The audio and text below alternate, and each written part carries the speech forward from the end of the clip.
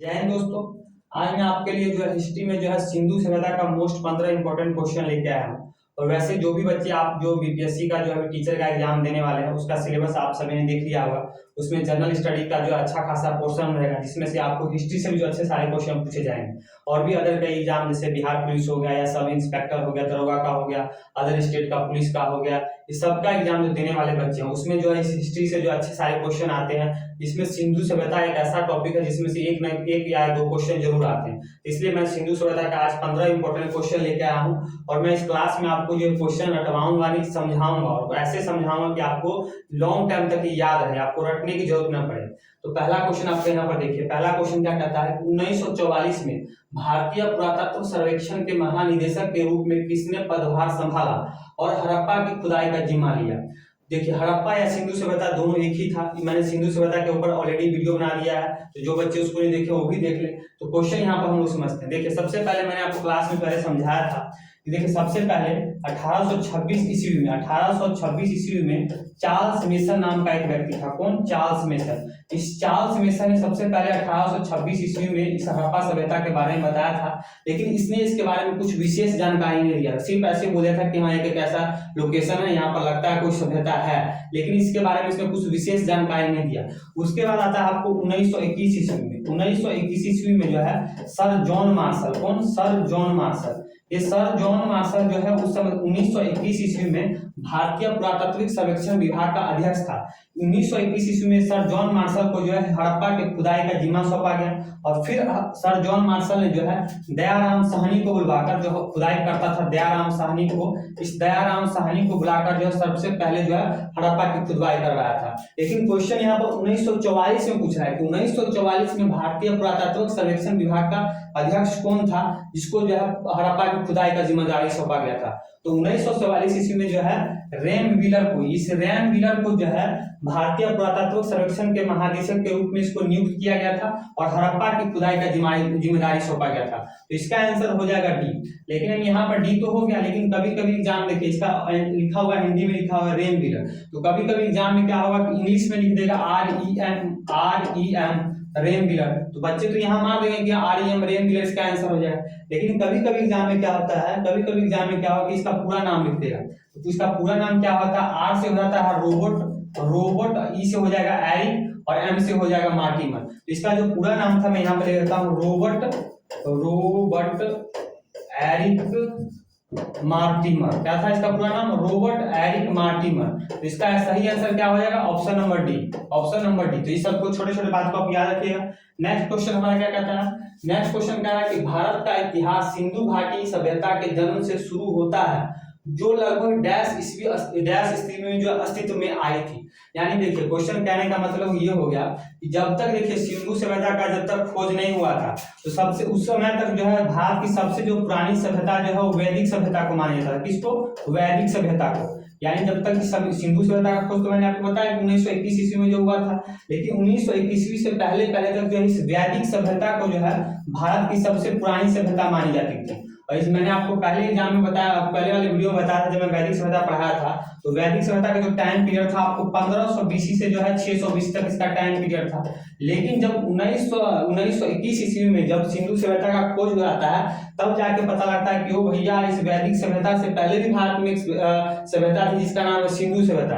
क्योंकि जो सिंधु सभ्यता है, इस सिंधु सभ्यता का जो टाइम पीरियड था आपको वो 2500 BC से जो है 1750 BC तक था। कितना? 2500 BC से 1750 BC तक। यानी कि वैदिक सभ्यता से पहले ही भारत में एक सभ्यता थी जिसका नाम क्या था? सिंधु सभ्यता। और इसका टाइम पीरियड क्या था? 2500 BC से जो है 1750 BC। तो इसका सही आंसर क्या हो जाएगा? ये 2500 ईसा पूर्व। क्या हो जाएगा? 2500 ईसा पूर्व। नेक्स्ट क्वेश्चन क्या है? नेक्स्ट क्वेश्चन हमारा कहता है कि मोहनजोदड़ो में पाया गया विशाल स्नानागार एक विशाल डैश था। मोहनजोदड़ो में पाया गया विशाल स्नानागार एक विशाल डैश था। देखिए मोहनजोदड़ो में एक बहुत बड़ा जो है वॉशरूम पाया गया। क्या पाया गया था? वॉशरूम। तो यही वॉशरूम जो पूछ रहा है कि इसका आकार कैसा था, वृत्ताकार था या त्रिभुजाकार था या बेलनाकार था। तो ये आयताकार था। कैसा था? तो आयताकार था। क्या था? आयताकार था। ये अपना जो मोहनजोदड़ो है, मैं आपको बता दूं, ये मोहनजोदड़ो जो है ये पाकिस्तान में आपको सिंधु नदी के तट पर बसा हुआ है। कहाँ पर? पाकिस्तान में सिंधु नदी बहती है, सिंधु नदी के तट पर बसा हुआ है और लड़काना जिला में, पाकिस्तान के जो है लड़काना जिला में जो है ये आपको बसा हुआ है मोहनजोदड़ो। और ये मोहनजोदड़ो जो आपको और बता दूं कि मोहनजोदड़ो जो है सिंधु सभ्यता का जो सबसे बड़ा शहर था। और क्वेश्चन ये पूछा जाए कि सिंधु सभ्यता का सबसे बड़ा कौन सा था, तो सबसे बड़ा शहर भी यही मोहनजोदड़ो हो जाएगा, यही मोहनजोदड़ो हो जाएगा। और सबसे विकसित शहर भी यही था। अगर क्वेश्चन ये पूछा जाए कि सिंधु सभ्यता का सबसे विकसित शहर कौन सा था, तो विकसित शहर भी यही मोहनजोदड़ो हो जाएगा। तो ये अपने दूसरे क्वेश्चन का आंसर क्या हो जाएगा? डी, यानी मोहनजोदड़ो में पाया गया विशाल स्नानागार एक विशाल डैश था, यानी कि आयताकार टैंक या आयताकार कोठी था। नेक्स्ट क्वेश्चन हम समझते हैं।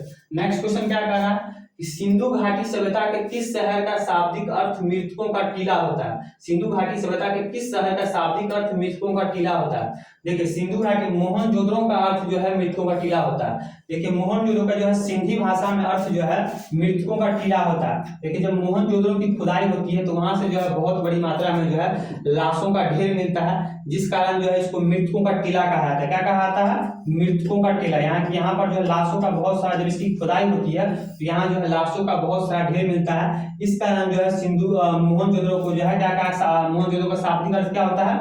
मृतकों का टीला, मृतकों का टीला। और एक क्वेश्चन ये बनता है कि इस मोहनजोदड़ो से ही जो है एक जो है त्रिमुखी वाले जो है देवता का साक्ष्य मिला। क्या मिला है? त्रिमुखी, यानी त्रिमुखी, त्रिमुखी, त्रिमुखी पशुपतिनाथ की मूर्ति का साक्ष्य मिला है। त्रिमूर्ति क्वेश्चन एग्जाम पूछता है कि सिंधु सभ्यता का किस स्थल से जो त्रिमुखी वाले जो है देवता का साक्ष्य यानी पशुपतिनाथ का साक्ष्य मिला है, तो इसे मोहनजोदड़ो से हो जाएगा। नेक्स्ट क्वेश्चन हम देखते हैं। नेक्स्ट क्वेश्चन हमारा क्या रहा है कि निम्नलिखित में से कौन सा स्थल सिंधु घाटी सभ्यता का हिस्सा नहीं है? हिस्सा नहीं है, इसलिए क्वेश्चन देखिए एग्जाम में कभी क्या बचा होता है, इसी ऐसे पढ़ ले निम्नलिखित में कौन सा स्थल सिंधु घाटी सभ्यता का हिस्सा नहीं है। नहीं की जगह हाँ मार देगा, गलत क्वेश्चन आया, तो इसलिए एग्जाम क्वेश्चन को एकदम ध्यान से देखना। यहाँ पूछा है कि हिस्सा नहीं है, तो पहले मैंने आपको बताया कि जो अपना मोहनजोदड़ो है, ये मोहनजोदड़ो है, ये आपको पाकिस्तान में जो है सिंधु नदी के तट पर बसा हुआ है, पाकिस्तान में सिंधु नदी के तट पर बसा हुआ है। दूसरा अपना हड़प्पा है, ये हड़प्पा भी आपको पाकिस्तान में जो है रावी नदी के तट पर बसा हुआ है, पाकिस्तान में रावी नदी के तट पर बसा हुआ है। लोथल है, लोथल अपने भारत में जो है, भारत में ये गुजरात में जो है अहमदाबाद जिले में जो है भोगवा नदी के तट पर बसा हुआ है। किस पर? भोगवा नदी के तट पर। लेकिन अपना जो उरुक है, ये उरुक जो शहर है, उरुक शहर ये सुमेरियन या मेसोपोटामिया सभ्यता का जो है एक शहर था। मेसोपोटामिया एक सभ्यता थी जो वर्तमान का जो इराक देख रहे हैं, इराक से भी आप लोग जानते होंगे, इराक का पुराना नाम मेसोपोटामिया था, इराक। तो इसी मेसोपोटामिया सभ्यता का एक शहर था जिसका नाम था उरुक। तो इसका सही आंसर क्या हो जाएगा? निम्नलिखित में से कौन सा स्थल सिंधु घाटी सभ्यता का हिस्सा नहीं है?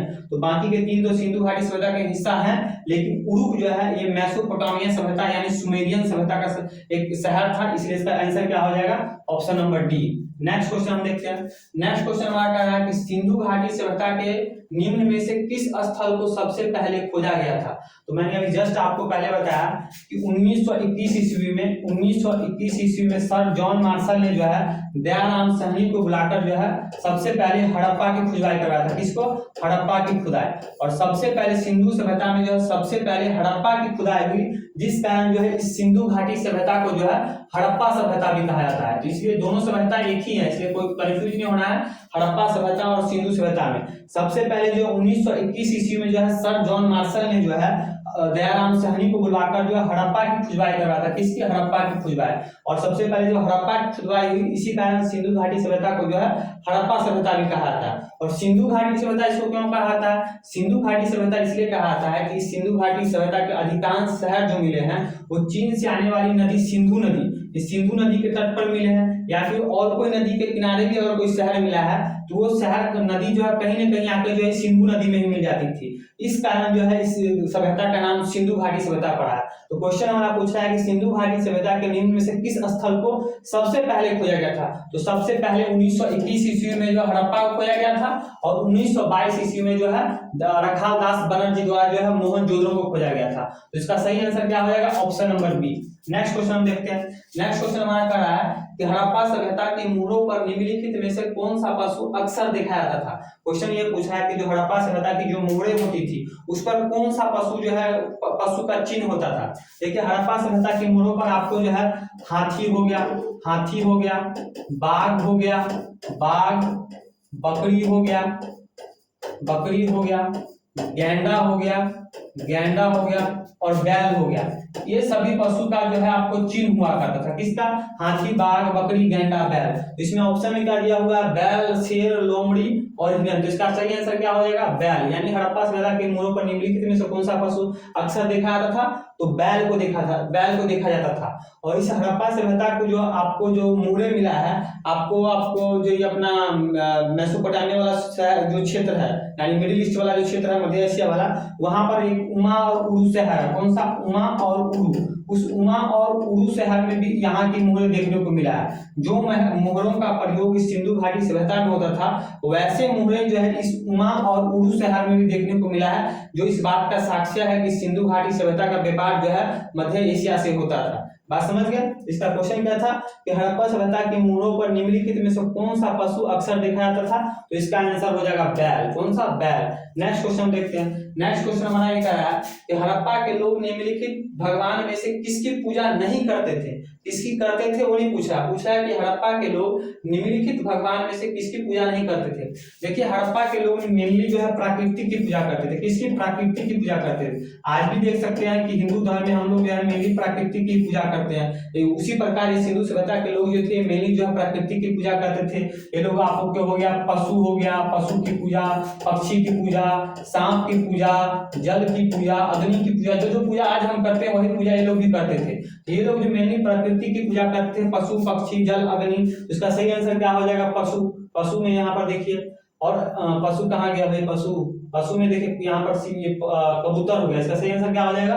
कबूतर हो जाएगा। और मैं आपको जो यहाँ नहीं क्वेश्चन पूछा है कि निम्नलिखित हड़प्पा के लोग निम्नलिखित भगवान में से किसकी पूजा नहीं करते थे। देखिए हड़प्पा सिंधु सभ्यता का एक शहर था मोहनजोदड़ो। इस मोहनजोदड़ो से जो है एक जो है त्रिमुखी वाले देवता, मोहनजोदड़ो की मोहनजोदड़ो की एक मुहर पर त्रिमुखी वाले देवता योग की मुद्रा में दिखाया गया। यानी मोहनजोदड़ो के एक मोहर मिला है, उस मोहर पर एक 3 मुंह वाले देवता है जो योग करते हुए दिख रहे हैं, जिसे जो है भगवान शिव माना गया है। और इसी मोहनजोदड़ो की एक अलग मोहर पर जो है स्वास्तिक का भी साक्ष्य मिला है। जो हमारा हिंदू धर्म में जो है स्वास्तिक होता है, स्वास्तिक समझते ना, ऐसे बना होता है, ऐसे करके हमको ठीक से बनाने में आता है, ऐसे करके इसको स्वास्तिक कहा जाता है। तो मोहनजोदड़ो से एक मोहर है, वहां पर जो है स्वास्तिक का साक्ष्य मिला है। यानी कि इसका क्वेश्चन सही आंसर क्या हो जाएगा? सही आंसर हो जाएगा भगवान विष्णु। यानी भगवान विष्णु का कहीं ऐसा साक्ष्य नहीं मिला है कि सिंधु सभ्यता के लोग जो है भगवान विष्णु की पूजा करते थे। मैंने आपको अब डायरेक्ट बताया कि सिंधु सभ्यता के लोग जो मेनली प्रकृति की पूजा करते थे। पशु हो गया, पक्षी हो गया, सांप हो गया, जल हो गया, ये सब की पूजा करते थे। और मैंने आपको बता दिया कि मोहनजोदड़ो से एक मोहर मिला है, उस मोहर पर जो है त्रिमुखी वाले देवता जो है योग की मुद्रा पर है, इसे भगवान शिव का रूप माना गया है। तो शिव की तो ये लोग पूजा करते ही थे। पशु मैंने बोला, पशु में जो है आपको पक्षी बोला, पक्षी में कबूतर आ ही जाएगा। अभी मैंने बताया कि मोहनजोदड़ो की मोहर पर एक स्वास्तिक का साक्ष्य मिला है, तो स्वास्तिक हो ही जाएगा। लेकिन कहीं ऐसा साक्ष्य नहीं मिला जिससे ये पता चल सके ये लोग जो है भगवान विष्णु की पूजा करते थे। तो क्वेश्चन पूछा कि ये लोग पूजा नहीं करते थे, तो ये लोग भगवान विष्णु की पूजा नहीं करते थे। ठीक है, अब नेक्स्ट क्वेश्चन रुकते हैं। नेक्स्ट क्वेश्चन ये कह रहा है कि सिंधु सभ्यता के लोग डैश बनाने के लिए तांबा और टीन को मिश्रित करते थे। देखिए तांबा और टीन को मिलाकर एक धातु बनाया जाता है जिसको कहते हैं कांस्य। क्या कहते हैं? कांस्य। मतलब तांबा प्लस टीन को मिलाने से जो है धातु बनता है जिसको कहा जाता है कांस्य। क्या कहा जाता है? कांस्य। यहाँ पर आंसर क्या हो जाएगा? कांस्य। कहां पर आंसर? बी, ऑप्शन बी हो जाएगा। यानी सिंधु सभ्यता के लोग डैश बनाने के लिए तांबा और टीन को मिश्रित करते थे, कांस्य बनाने के लिए जो है तांबा और टीन का प्रयोग करते थे। नेक्स्ट क्वेश्चन क्या कह रहा है? नेक्स्ट क्वेश्चन कह रहा है कि सिंधु घाटी सभ्यता के लिपि कौन सी है। देखिए सिंधु सभ्यता की लिपि अभी तक कैसी है किसी को नहीं पता है, अज्ञात है। ये अभी तक जो है इतिहासकार इसके लिपि को जो है पढ़ने में सक्षम नहीं हुए। यहाँ की जो लिपि मिली है मेनली भाव चित्रात्मक है, यानी कहने का मतलब हो गया कोई मछली के आकार का कुछ मिल गया, कोई बैल के आकार का कुछ मिल गया, कुछ गेंडे के आकार का मिल गया। तो इनकी लिपि तो है, सिंधु सभ्यता के लोगों की लिपि है जो भाव चित्रात्मक थी, यानी देख के अंदाजा लगाने वाली थी। तो अभी तक हमारे इतिहासकार जो हुए हैं ये सिंधु सभ्यता की लिपि को जो है पढ़ने में सक्षम नहीं है। तो इसका आंसर क्या हो जाएगा, सिंधु सभ्यता की लिपि कौन सी है, खरोष्टी अज्ञात, अज्ञात यानी अभी तक इसको पढ़ने में हम लोग जो है सक्षम नहीं है। इसका सही आंसर क्या हो जाएगा, अज्ञात। और ऑप्शन ए में क्या दिया हुआ, खरोष्टी। देखिए जो खरोष्टी लिपि जो होता है ये आपको दाएं से बाएं लिखा जाता है। कैसे लिखा जाता है, दाएं, जैसे कि आप सभी को पता है उर्दू जो लोग जानते होंगे, उर्दू जो है आपको दाएं से बाएं ऐसे ऐसे करके, मैं उर्दू नहीं लिख रहा हूँ, बता रहा हूँ कि उर्दू जैसे लिखा जाता है। उर्दू आपको दाएं से बाएं लिखा जाता है, और ये ब्राह्मणी लिपि जो है आपको बाएं से दाएं लिखा जाता है। जैसे कि हम लोग हिंदी लिखते हैं तो कभी कभी एग्जाम में ये भी क्वेश्चन पूछा जाता है, तो आपको हिंदी ब्राह्मणी लिपि कैसे लिखा जाता है, बाएं से दाएं, जैसे हम लोग हिंदी लिखते हैं। और खरोष्टी लिपि कैसे लिखा जाता है, दाएं से बाएं, जैसे कि उर्दू लिखा जाता है। तो इसका सही आंसर क्या है, सिंधु घाटी सभ्यता की लिपि कौन सी है, अज्ञात। अभी तक हम लोग जो है पढ़ने में सक्षम नहीं है, इनकी लिपि जो है भाव चित्रात्मक थी। नेक्स्ट क्वेश्चन क्या है, और एक बात और क्या यहाँ पे ऐड करना चाहूंगा, सिंधु सभ्यता की जो सबसे ज्यादा जो है लिपि मिली है आपको मछली के आकार की मिली है। कैसे, मछली के आकार की। मैंने आपको पहले बताया कि यहाँ की जो लिपि मिली है भाव चित्रात्मक थी, आपको मछली के आकार का मिला है, गेंडे के आकार का मिला है, बैल के आकार का मिला है, लेकिन इन सब में ज्यादा जो है मछली के आकार का मिला है। किसके, मछली के आकार का। तो क्वेश्चन ये भी कभी कभी ज्ञान पूछता है कि सिंधु सभ्यता में जो है किस आकार की जो है सबसे ज्यादा जो है लिपि मिली है, तो मछली के आकार की। ये क्वेश्चन, ये बात भी आप लोग याद रखिएगा, क्वेश्चन एग्जाम में पूछा हुआ है। और ये क्वेश्चन जितना मैं आपको करा रहा हूँ तो कोई ना कोई एग्जाम में क्वेश्चन पूछा ही होगा। ये मत समझिएगा कि मैं क्वेश्चन अपनी तरफ से बना के बता रहा हूँ, जितना क्वेश्चन मैं आपको करा रहा हूँ किसी ना किसी एग्जाम में क्वेश्चन पूछा होगा, इसलिए आप लोग आगे श्योर रहिएगा कि कहीं आगे भी कोई ना कोई एग्जाम में क्वेश्चन पूछा जाएगा। नेक्स्ट क्वेश्चन ये कह रहा है कि सिंधु घाटी सभ्यता की मुख्य विशेषता क्या थी। देखिए सिंधु घाटी सभ्यता की मुख्य विशेषता ये थी कि उस समय में, यानी कि सिंधु घाटी सभ्यता की मैंने आपको टाइम बताया कि 2500 बीसी से 1750 बीसी में इनका टाइम पीरियड है। उस समय में ये लोग जो है शहरी मानसिकता के लोग थे, सिंधु सभ्यता के लोग। इनके घर जो है एकदम क्रमबद्ध रूप में इनके घर बने होते थे, ऐसे ऐसे घर बने हुए हैं, एकदम बीच में से रोड एकदम टनाटन होता था। इस रोड को जो है एकदम संपूर्ण आटी रोड संपूर्ण काटती थी। इस घर, प्रत्येक घर से जो है नाला निकला होता था, ये नाला एकदम आके जो है बीच में जो है रोड में जो है मेन नाला गुजरती थी, मेन नाला से एक रोड जाता था जो आगे गटर में मिलता था। मतलब उस समय में ये लोग जो है शहरी मानसिकता के लोग थे। तो इनका जो मेन जो सिंधु सभ्यता के लोगों की खासियत ये था कि लोग शहरी मानसिकता के लोग थे। कैसे थे, शहरी मानसिकता के लोग। तो इसका आंसर क्या, क्वेश्चन में क्या दिया हुआ है कि सिंधु सभ्यता की मुख्य विशेषता क्या थी, प्रकृति के बलों की पूजा, व्यवस्थित शहरी जीवन। क्या हो जाएगा, व्यवस्थित शहरी जीवन, व्यवस्थित शहरी जीवन। बात समझ गए। नेक्स्ट क्वेश्चन में क्या कहता है कि सिंधु अर्थव्यवस्था की ताकत क्या थी, यानी सिंधु अर्थव्यवस्था जो था उनका मेन स्रोत क्या था। देखिए सिंधु सभ्यता के मेन जो अर्थव्यवस्था का साधन था वो कृषि था। क्या था, कृषि, यानी खेती करते थे।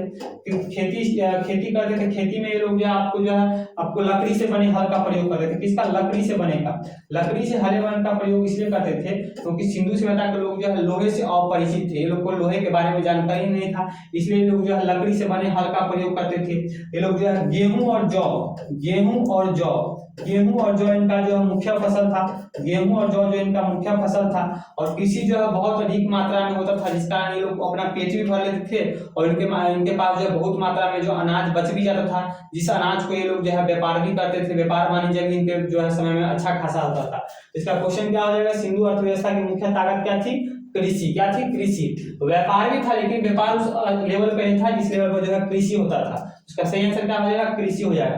नेक्स्ट क्वेश्चन क्या है, नेक्स्ट क्वेश्चन हमारा कह रहा है कि निम्नलिखित में से किस पुरातात्विक स्थल पर गर्त आवास के प्रमाण मिले हैं। गर्त आवास कहने का मतलब हो गया कि जमीन के अंदर घर मिला है, जमीन के अंदर बना हुआ घर मिला है। तो कश्मीर में एक जगह है बुर्जहोम, कश्मीर कहाँ गया भाई, 14 नंबर था ना। कश्मीर में एक जगह है बुर्जहोम। क्या है, बुर्जहोम। इस बुर्जहोम से जो है गर्त आवास का साक्ष्य मिला है। देखिए कश्मीर में से बुर्जहोम के से गर्त आवास का मिलने का साक्ष्य इसलिए मिला है कि कश्मीर आप सभी को पता है ठंडा प्रदेश है, और उस समय में 2500 बीसी से 1750 बीसी में ऐसी कोई व्यवस्था तो आज की तरह थी नहीं कि हीटर है, कंबल है, जैकेट है, जला के अपने आप को जो है गर्म रखें। ये लोग अपने आप को गर्म कैसे रखते, उस क्षेत्र के लोग अपने आप को गर्म कैसे रखते, ये लोग जो है मिट्टी के अंदर खुद खाद के जो है मिट्टी के अंदर जो है घर बना लेते थे, जिसको जिसको ताकि अपने आप को जो है गर्म रख सके। तो क्वेश्चन हमारा ये कह रहा है कि निम्नलिखित में से किस पुरातात्विक स्थल पर जो है गर्त आवासों के प्रमाण मिले? तो कहां से? कश्मीर के बुरजूम से। कहां से? कश्मीर के बुरजूम से। सही आंसर क्या हो जाएगा? बुरजूम। नेक्स्ट हमारा क्वेश्चन क्या कर रहा है? नेक्स्ट भैया हो जाओ। नेक्स्ट क्या कर रहा है? नेक्स्ट कर रहा है कि जो है प्राचीनतम भारतीय सभ्यता का नाम बताइए। मतलब कि प्राचीनतम, सबसे भारत की प्राचीनतम सभ्यता का नाम क्या है? मैंने आपको पहले बताया कि जब तक सिंधु सभ्यता की खोज नहीं हुई थी तब तक जो है वैदिक सभ्यता को जो है भारत की सबसे प्राचीनतम सभ्यता माना जाता था। लेकिन जैसे 1921 ईस्वी में जो है सिंधु घाटी सभ्यता की खोज होती है तो पता लगता है कि सिंधु घाटी सभ्यता जो है भारत की सबसे प्राचीनतम सभ्यता है। दूसरे पर हो गया मेसोपोटामिया सभ्यता।